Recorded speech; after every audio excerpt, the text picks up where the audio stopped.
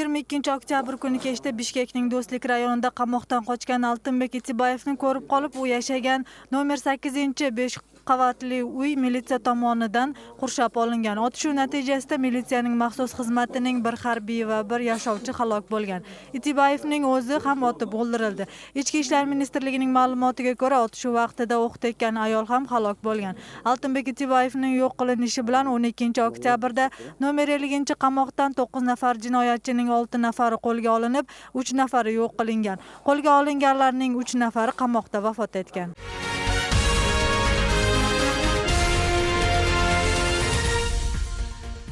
Qozog'iston chegarasidagi sanitar va fitosanitar nazoratlar olinadi. Bu haqda Premyer ministrning matbuot kotibi Baqit Asanov bildirdi.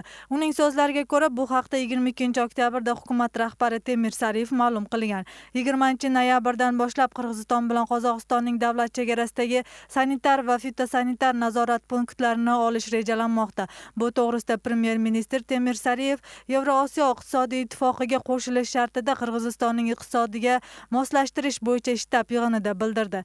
Qirg'iz-qozoq chegarasida veterinar nazorat bo'yicha so'zlashuvlar davom etayotganini hukumat rahbari Temir Sariyev yig'inda ta'kidlagan.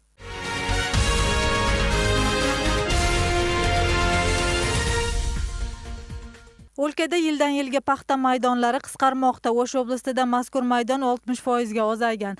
Dehqonlar chiqimini oqlamayotgani sababli boshqa ekinlarni ekishayotganini aytishmoqda. Tahlilchilar esa tashqi bozorni kuchaytirish zarurligini aytishmoqda.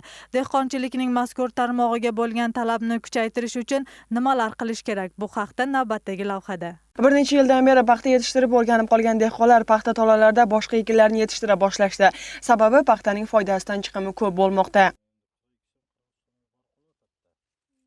O'tgan yilda O'sh oblastida 9000 gektar yerga paxta ekilgan, joriy yilda esa 4000 gektar yergagina ekildi. Qorasuvda o'tgan yilda paxta maydoni 5000 gektarni tashkil qilgan bo'lsa, joriy yilda 2500 gektar yerni tashkil qildi.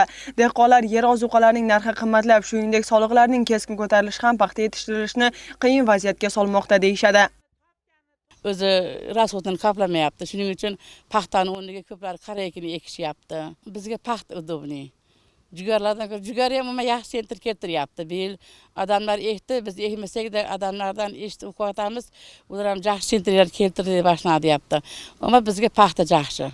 Paxtani terish vaqtigacha uni kamida 7-8 marotaba sug'arish kerak. Dehqonlar joriy yilda suv uchun soliq ham keskin ko'tarilganligini aytishadi. Suvning narxi yer solig'i bilan bir xil, ya'ni 50% ga ko'tarilgan. Qimmat, jicha o'sha sessiyalarga ham borishib, o'sha deputat qizlarimiz jicha talashdi. Unga talashib majlislar o'tkazishdi. O'sha majlislarda ko'ramiz chorasini dedi, yo'q o'zgarish bo'lmadi. Shunday. Ammo paxtada shu ulushimiz, arenda yerimiz, masalan, o'sha paxtaga o'rganganligimiz uchun bizga o'sha paxta ma'qulda. Tahlilchilar paxta maydonlari yildan-yilga ozayib borishni 3 muammo bilan izohlashadi. Birinchidan, mamlakatda narxni barqarorlashtirish mexanizmi ishlamaydi. Shuningdek, dehqonlar uchun imtiyozlar yo'q hisobi. Uchinchidan esa eng katta muammo monopolistlar. Ular narxni o'zlarining manfaati uchun keskin o'zgartirib turishadi. Agarda o'sha masalalarni chechtiradigan bo'lsak, dunyolik rынок, ichki rынокlar qaynavermay, sirtqi rынокка chiqishimiz kerak-da. Onun uchun vatandaşlıkni shu tarmoqda biroz kuchaytirishimiz kerak.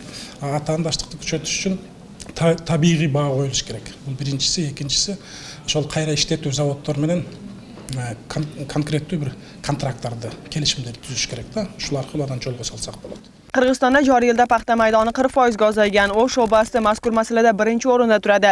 Dehqonlar muammoni hal etishni iltimos qilib hukumatga bir necha marotaba murojaat qilishadi. Lekin hukumatning O'shdagi vakilligida qisqarishni oldini olish borasida kelgusi yilga qarata hech qanday choralar aniqlanmagan. Unda jo'q bo'lib ketadi degan narsa yo'q. Просто har narsa bir keladi, bir ketadi deganda bir cho'ng'ayadi, bir azayadi, ana biroq bir o'rniga keladi har qanday narsachi.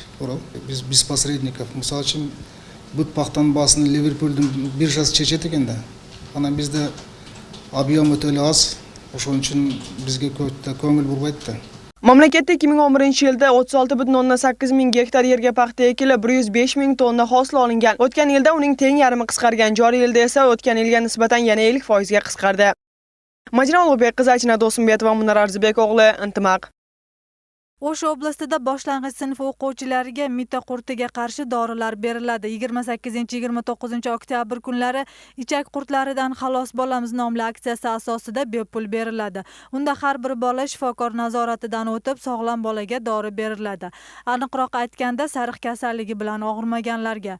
Bundan tashqari o'quvchilarga video lavhalarni ko'rsatish bilan kasallikni oldini olish tushuntiriladi. Aksiya respublika bo'yicha 2007-yildan buyon o'tkaziladi. Rasmiy ma'lumotlar ko'ra mazkur yillar oralig'ida ichak qurtlari kasalligi bilan og'rigan fuqarolarning soni 14% ga kamaygan. Бұл азыр біздің Ош обласында, оғыл мектептерде, ошондой эле Ош шаарындагы мектептерде 28 октябрь күнү 1 класстан 4 класска чейин балдар арасында мите курттарга каршы дары берилет. Мен айтайын дегеним, ошол мите курттарга каршы дары бергенде, ошол 1 класстан 4 класска чейинки балдардын ата-энелери ошол акцияга катышып, анан ошол өздөрүнүн балдарынын жаңы дарыны ичишини көзөмөл кылса абдан жакшы болот.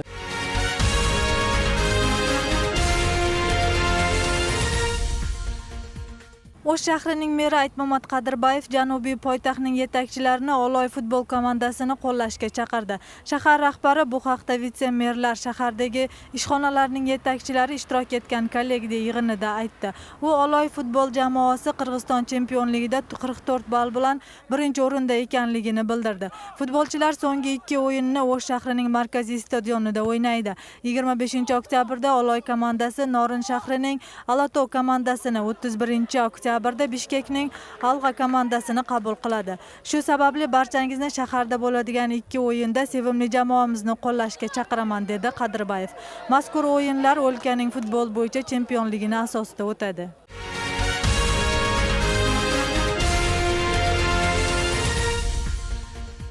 Xitoyning Pekin shahrida estetik kosmetologiya bo'yicha ko'rgazma ochildi. Unda yangi lazer va boshqa tibbiy kosmetologiyada qo'llanuvchi uskunalar qo'yilgan. Ko'rgazmaga kelganlar kosmetolog xizmatidan foydalanishdi. Estetik kosmetologiya bilan birga plastik jarrohlik ham mashhur bo'lmoqda. O'lkada har yili mazkur shifokorlar qabuliga millionlagan fuqarolar yoziladi. Sababi xitoyliklarda tashqi go'zallik birinchi o'rinda turadi. Xitoyning Pekin shahrida tibbiy kosmetologiyaning yangi turlarining ko'rgazmasi o'tkazilib, bu yerga kelgan mehmonlarning soni ko'p bo'ldi. Xitoyda kosmetologiyaga bo'lgan talab kun sayin o'sib bormoqda. Tibbiyotning mazkur turi bozorda har yili 20% ga ko'tariladi. Yuz terisining jilmayishi va yoqimli ko'rinishi uchun yangi lazer uskunalar ishlatiladi. Ular yordamida teridagi qora dog'lar ketkazilib, undan so'ng tatuaj qilsa bo'ladi. Мунун ден соолукка жана териге эч кандай зыяны жок. Эриндер шишип кетпейт жана канабайт. Өтө жөнөкөй. Ko'rgazmaga kelganlarning orasida go'zallik salonlarining xodimlari ham bor. Go'siyahu ko'p yillardan buyon mazkur tarmoqda mehnat qiladi. Bu yerdagi yangi uskunalarni birinchilardan bo'lib o'zi qo'llab ko'rmoqchi. Sırtkı kelbetin sululuğu ötü ma'nilүү. Adamga көңүл буруу да келбетинен башталат. Бизде сулуу келбет менен жумушка орношу да оңой.